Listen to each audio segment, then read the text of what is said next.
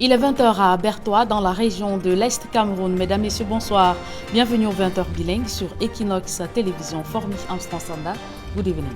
Bonsoir, Julien Bertrissa. Good evening, ladies and gentlemen. Thanks for joining Equinox Television on our bilingual edition of news. We are live from Cameroon's economic capital city, Douala. Equinox Central News Desk. In our top stories, the unwanted hand of death hits Cameroon's National Assembly again. In less than 12 months of the 10th legislative of the National Assembly in Cameroon, the fifth member of parliament dies in a shocking manner, and goods worth 25 million francs CFA, I'm talking about expired drugs, have been intercepted by security officials in the east region of Cameroon. These stories and more will be yours in this edition of the news. Coup de filet de la douane camerounaise dans la région de l'Est Cameroun. Les gabelous viennent de saisir un important stock de médicaments périmés évalué à 24 millions de francs CFA. Et puis grincement de dents sur le recrutement des enseignants dans les universités d'État. Des candidats accusent la primature et l'enseignement supérieur de manœuvrer dans l'ombre pour leur mise à l'écart. Vous les écouterez en ouverture de ce 20h.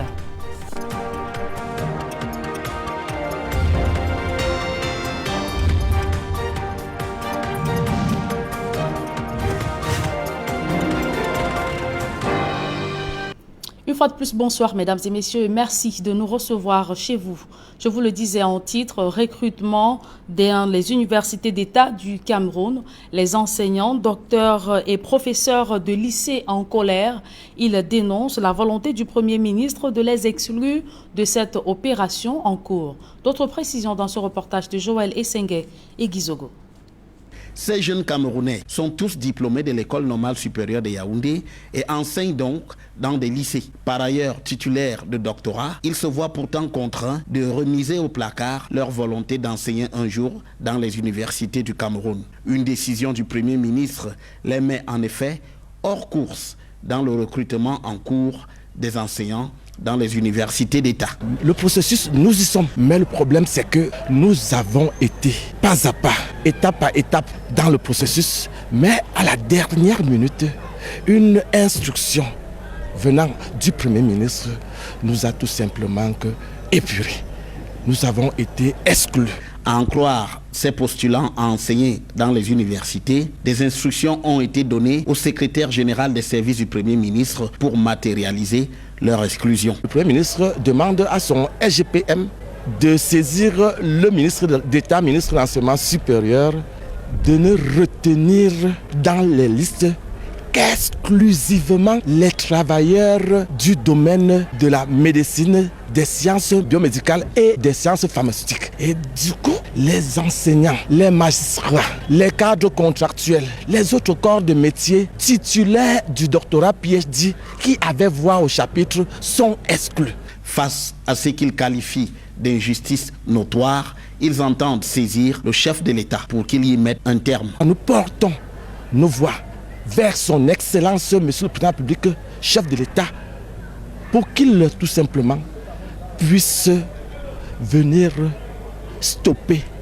les auteurs de cette injustice. Si les docteurs issus des lycées indiquent qu'ils multiplieront les recours, ils envisagent aussi d'autres actions. Nous allons écrire de façon formelle à son Excellence, notre papa, le chef de l'État.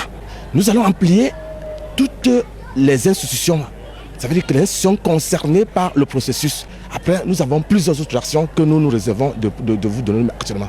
Selon nos informations, ce sont près de 400 titulaires de doctorat obtenus alors qu'ils exerçaient déjà comme fonctionnaires qui sont concernés par cette décision du Premier ministre. Des médicaments périmés en circulation, des agents ou la douane camerounaise vient de saisir un important stock de ce produit pharmaceutique estimé à 24 millions de francs CFA. La marchandise avariée a été détruite à Bertois en présence de Grégoire Vongor, gouverneur de la région de l'Est Cameroun. On voit tout cela dans ce reportage de Benjamin Issam. Ce sont deux cargaisons de produits pharmaceutiques qui viennent d'être détruites à la décharge des ordures de Koumé-Bonis. La première saisie qui avoisine un montant de 24 millions a été effectuée par la brigade mobile des douanes de Bertois le 11, le 12 et le 14 janvier 2021. Et l'autre saisie de 2 700 000 environ par le poste de douane de Gari-Gombo. Donc, les saisies ont été opérées au niveau des agents de voyage en ce qui concerne la brigade mobile de Bertois. Et pour le poste de douane de Gari-Gombo, c'est au niveau de la frontière, pour un contrôle de routine. Des médicaments saisis, on retrouve d'importants colis de Viagra, résultat de l'ingéniosité des trafiquants. La particularité pour ces cas de saisie, c'est que nous avons une très forte quantité de Viagra qui a été saisie, contrairement aux saisies antérieures où nous avons une quantité élevée de tramadol. Donc, ce qui veut dire que certainement les trafiquants changent un peu leur mode opératoire, mais avec l'appui des autorités administratives de M. le gouverneur de Séville-la-Douane, on va continuer toujours à les traquer. Pour l'autorité administrative, c'est la tolérance zéro. Le médicament ne saurait être vendu à la sauvette. C'est mieux que les populations comprennent que le médicament, c'est quelque chose de sérieux, qui ne doit pas être acheté à la sauvette, qu'il y a des pharmacies d'officine, des pharmacies dans les formations sanitaires, et que c'est exclusivement à ces endroits qu'elles doivent s'approvisionner. C'est très important pour la protection de leur santé. Le secteur des douanes de l'Est n'entend pas baisser la garde. Son rôle sécuritaire, sanitaire et même budgétaire sera poursuivi. La douane est appelée à jouer son rôle sécuritaire, donc sécuritaire sanitaire, très important pour la sécurité de nos concitoyens. Vous savez, les médicaments importés à la consommation causent beaucoup de dégâts. Et donc, il est important pour nous d'accentuer ce rôle. On n'est pas négligeant le rôle budgétaire, bien entendu, mais le volet de la sécurité et la protection de l'environnement est très important pour nous également. Cette opération de destruction de médicaments rentre dans le cadre de la lutte contre la vente illicite des produits pharmaceutiques. Mettons le cap à présent sur la région de l'Ouest Cameroun, où le chantier de construction de l'hôpital de référence de Bafoussam piétine, lancé en 2017 pour 18 mois. Voilà plus de 2 ans que les travaux traînent faute de paiement des factures et d'un supplément des travaux non pris en charge dans le cahier de charges. Du moins, c'est ce qu'a révélé le prestataire à une mission d'évaluation des parlementaires à Bafoussam. D'autres précisions dans ce reportage de Leclerc Saken. Des vomissements des engins, des coups de marteau dans le chantier de construction du centre hospitalier de Bafoussam. Les travaux démarrés le 28 février 2017 pour une durée de 18 mois, sont revenus à 46 mois après plusieurs prolongations. L'entreprise en charge des travaux justifie ceci par le retard de paiement de plusieurs décomptes, les études qui n'ont pas pris certains paramètres du système de fonctionnement de l'évacuation des eaux vannes et usées, la présence d'une nappe souterraine qui a nécessité une solution de drainage. Au délégué régional de la santé publique pour l'Ouest de renchérir que le plateau technique doit tenir compte de la CAL 2022 que le Cameroun abrite. Initialement, était conçu pour la gynéco et l'obstétrique. Ça, c'est l'idée initiale du projet. Avec l'esprit, l'avènement de la CAN et la proximité au stade omnisport de la ville de Bafoussam, on a vu qu'il fallait adjoindre un service de réanimation. Parce qu'au cours d'un match, tout peut arriver.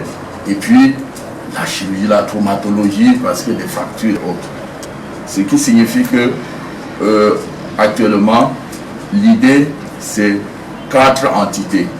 Bien sûr, à tout ceci, soit s'ajouter 2 entités importantes, incontournables dans une formation sanitaire, qui est l'imagerie médicale et la biologie. Une mission parlementaire mise sur pied par le président de l'Assemblée nationale a évalué l'évolution des travaux de cette formation hospitalière. Notre présence ici va dans le cadre du suivi, évaluation de la construction de l'hôpital de référence de Bafoussam. Et ceci, c'est dans le cadre du plan d'urgence triennal. Avec l'entretien que nous avons eu avec les différents acteurs sur le terrain, dont nous avons eu beaucoup d'échanges sur la présentation d'abord du projet pour permettre aux députés de pouvoir s'approprier l'activité. Et puis nous avons eu des échanges sur l'état d'avancement des travaux, la situation actuelle qui, je peux dire en résumé comme ça, est de 97%. L'hôpital de référence de Bafoussam est constitué de 14 bâtiments principaux et 3 annexes pour une capacité de 120 lits. Faisons à présent une incursion au cœur d'un corps d'élite des forces de défense et de sécurité. Des milliers de candidats au recrutement du bataillon d'intervention rapide 2021 ont entamé une marche dite commando qui devra les mener de la ville de Soa dans le centre à Limbé au sud-ouest Cameroun. D'autres précisions avec Gizogo. C'est au bout de l'effort que les candidats au recrutement 2021 dans le bataillon d'intervention rapide BIR ont dû aller puiser pour faire partie de ce corps d'élite de l'armée camerounaise. Le 6 février, aux aurores, la première épreuve, un parcours de 20 km avec une charge de 20 kg de Limbé à Soa, dans le nord et le nord-est de Yaoundé, voit se branler les candidats.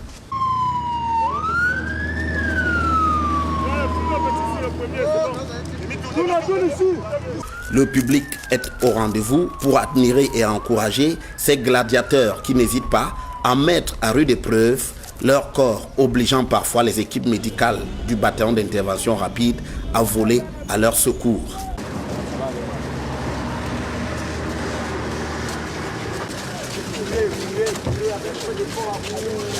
Au bout de cette première épreuve, un candidat se détache du lot avec à la clé les félicitations du ministre de la Défense. Félicitations, Monsieur Excellence.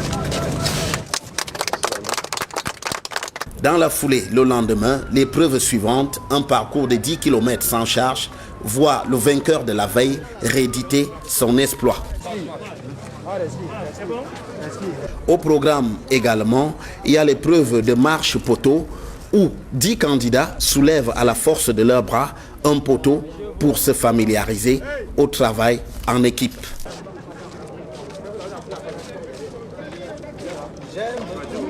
Au fur et à mesure, le tamis passe par là, les moins performants sont recalés. Le 8 février au matin, cette fois, rendez-vous est pris au camp de la garde présidentielle à Obili. Là sont combinés à la fois les examens d'urine et prise de sang, mais aussi les dernières épreuves sportives, dont la redoutable épreuve du grimpé de corde. Un autre temps fort de cette journée aura été la dictée du commando avec des prescriptions impératives aux candidats. Je fais le recrutement des commandos BIR parce que je suis patriote. Point. Un commando ne vole pas, virgule. Il ne manque pas et il ne triche pas. Point final. Dans la shortlist définitive, il ne restera plus que 2200 candidats sur l'ensemble du Cameroun où 21 371 candidats avaient postulé au départ, lesquels pourront alors arborer fièrement l'uniforme du BIR.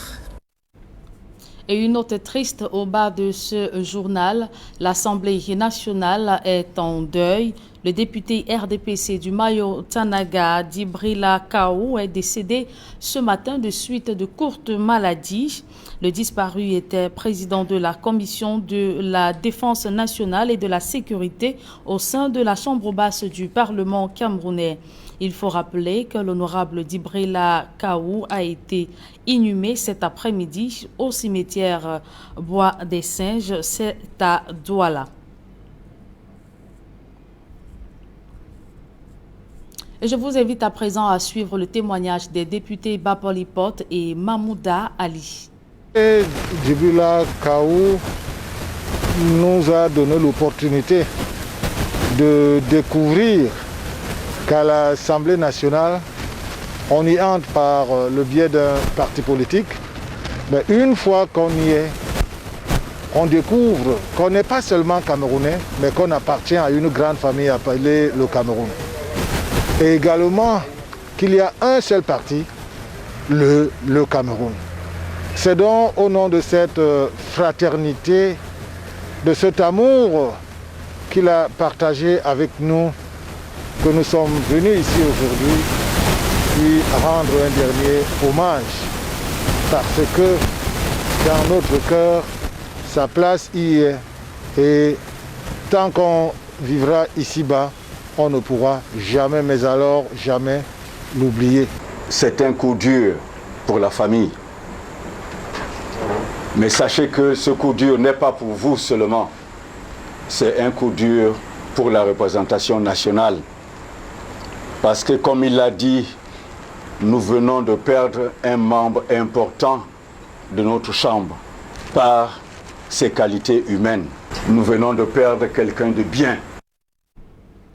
C'est avec ces extraits que nous mettons un terme à la première partie de ce journal. La seconde est en langue anglaise avec vous, Formi Armstrong Sanda. Good evening once again.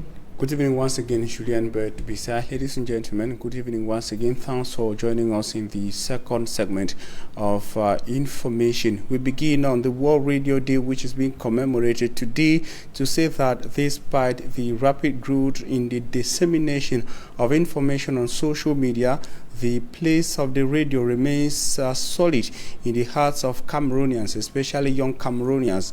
Those captured in streets of Kumba in the Meme division of the southwest region of Cameroon say they trust information from the radio, and they will always listen to the radio for verified information despite the growth of information dissemination on the social media. Their actions and reactions, views were captured by Zybwe in Kumba. The information faster or quickly in the social media before you can even get it from the radio. But then I still rely on some major radio stations that I hold in high esteem to get the veracity of most of the information, because at times on social media it is exaggerated, it can be false news, it can equally not, it can be misinterpretation of the news, or the facts are not actually proven. So we actually go for radio. At times I go for radio to get the veracity of the news, to ascertain truism in that news, rather than relying most on social media. I listen to the radio, considering the fact that the radio is available. Not everybody has the time to buy an Android phone. Not everybody has money to activate data. But the radio is there, and I believe that the information passed in the radio is more accurate than that in social media, because on social media anybody can just put up any information and it goes wide. But with the radio station, you have trained journalists who carry out facts and bring it to the community, which is beneficial to us. With the advent of the social media, it cannot beat the radio. The radio still remains the best. I make sure I listen to every radio station, because with the radio you get information very fast and you get the facts. The journalists, the fact check, the cross check before they disseminate. But with the social media today, somebody can just pop up and put anything there and it can deceive you. So the radio still remains the best. In fact, the radio flows in my blood. Also related to the radio is the Art Village. We take you in the following report with Charles Ekome to the art villages of Bonandale in the Douala-4 subdivision. Deep into the woods of the Bonandale village, Douala-4 subdivision, there is a place known as Village des Artistes, in English appellation, Village for Artists. This place welcomes visual and musical artists, as well as artists in cinematography, year in, year out. During a tour at the Art Village, we got to meet one of the creators of this brilliant initiative, who has designed the place for art exhibition known as WEMA. I'm Joel Mpado. I'm a visual artist, and I've shown my work all over the world, and especially what I'm doing actually is showing my work in South Africa, because I'm working there with a gallery. It's a big gallery in South Africa. So what I wanted was to create the same ambience we have there, here. And this is the reason why I bought this space, and I've created this center, just like a space of exchange, space of bringing people together, bringing people working on their own project. And the reason why I call it WEMA Art Project, which means in Douala, wake up. Joel Mpado, creator of WEMA Art Exhibition House, an art technique which he used on one of his favorite and heartfelt portraits. For instance, on this piece, you know, it's acrylic on canvas. This is canvas, and then I'll use acrylic on it, and you have charcoal too. And then I'll fix it with a fixative on top. It's a technique. And talking about what? Talking, for instance, on this one, talking about my grandson. He was talking about going to school every single day. He didn't know what was going to school, and it was for us like a big event, you know. Yeah, this can be, for instance, a topic on this painting especially. Grandson, his brother, and some adult around him. This space equally attracts artists from all over the world due to its cool climate, touristic view, and aboriginal setting. Hi, my name is Saïd Habitat. I'm come from Brussels in Belgium. I met 2 years ago Eric Delphin, who is a writer, theater director, and also an actor. And he asked me to join him for his project here and to make a 1-month residency in that beautiful place. It's a very great opportunity for me to meet different actor, dancer, musician, people from Cameroon, but also from abroad, from the country, Congo. For the moment, this place means to me a very artistical and creative center. With a space like this, Wima and other artistic houses at the Art Village in Bonandale welcome all artists for reflection, rehearsals, and of course, more creativity. Expired drugs in circulation in markets in the Republic of Cameroon. The Cameroonian custom in the east region of the country has seized a huge stock worth 25 million francs CFA in circulation in markets in that part of the country. The products were seized and burned. Consequently, as you can see there in your images, they were seized and burnt by custom officials, and they are sending a loud warning to those involved in the trafficking or the circulation of expired drugs in Cameroonian markets that they shall have no rest until they are all apprehended. And of course, the population was also called to be very vigilant in where they get drugs and from who they get the drugs. It should be recalled that the stock taken were burned in the east region of Cameroon. And I will talk something else. A host of members of parliament today converged in Douala to bury one of theirs, Honorable Djibril Lakao, whose image you see there. He's been described as a great loss to the Cameroonian people, and today as well described as a terrible day for the Cameroonian nation. The Cameroonian nation which has lost a great statesman, the member of parliament. It should be recalled, he's MP for Mayo-Chanaga South in the Fano region of Cameroon. Details in the following report. It was a crowd of family members, Muslim faithfuls, and a host of members of parliament that gathered at the Bois de Sanche cemetery to bid farewell to Honorable Djibril Lakao, brutally taken away by the cold hands of death few months into his third mandate at the National Assembly of Cameroon. The demise of Honorable Djibril Lakao is described as a great loss for Cameroon by the special representative of the Speaker of the National Assembly, the Right Honorable Kavayege Djibril. C'est un coup dur pour la famille, mais c'est un coup dur pour l'Assemblée nationale. It is a great loss for the family and also for the National Assembly. Accept the heartfelt condolences from the House Speaker and the entire National Assembly. Et de toute la Chambre entière des représentés ici. The Speaker's representative also revealed with deep regrets that the Honorable Djibril Lakao is the 5th member of Parliament who has died since the start of the 10th legislature. En 12 mois, we have lost 5 members already in just 12 months. Nous avons déjà 5 qui nous ont quittés.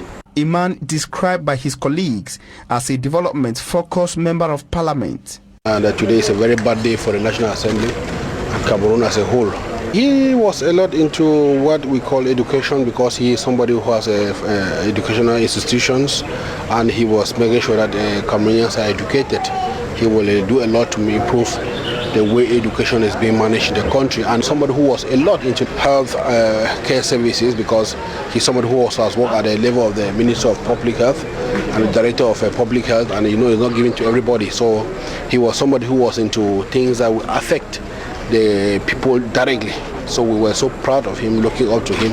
But it's unfortunate that God called him to come and rest. So we remember him for a lot of things that he has done positive for the country. Colleagues of the opposition as well as those of the ruling CPTM party also remember Honorable Jibrila Kawo as a unifier. I'm a member of an opposition party, but the way we work together, we never thought that we are belonging to another party.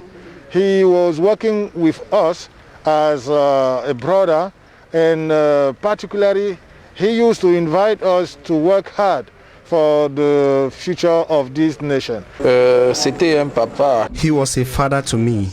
He stood by me all the time with a fatherly advice. À chaque fois, il me disait, mon fils, laisse comme ça, mon fils, laisse comme ça. Honorable Jibrila Kawo is Member of Parliament for Mayo Chanaga South in the Far North region of Cameroon. He died after a long illness in a hospital in Douala. And that report brings us to the end of this edition of the Bilingual News on Equinox Television. We thank you for your keen attention. Stay in the company of interesting programs on Equinox. Julien Bert-Bissay, have a nice evening. Merci, je vous souhaite également une agréable soirée. Formi Armstrong Sanda, mesdames et messieurs, merci de nous avoir suivis. C'est avec un plaisir que nous vous souhaitons une agréable soirée. La rédaction centrale d'Equinox Télévision souhaite un joyeux anniversaire au président de la République, Paul Biya, qui souffle sur un an de plus ce 13 février. Bonne suite des programmes sur la télévision.